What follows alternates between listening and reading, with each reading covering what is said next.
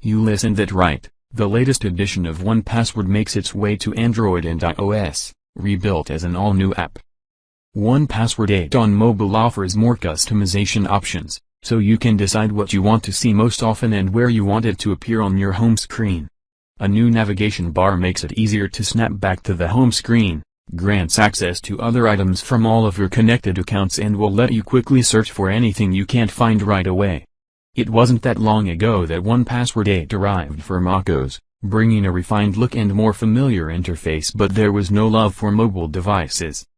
Apparently, 1Password 8 for Android and iOS wouldn't work as a direct update and needed to be an entirely new app instead.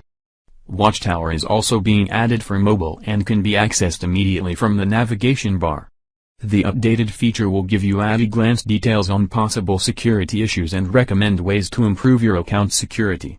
It can let you know if your account may have been part of a data breach, too, so you can change your password immediately. You can download 1Password 8 now on Android or iOS and set up a free 14-day trial, after which you can sign up for a $3.99 monthly subscription or a $35.99 annual membership.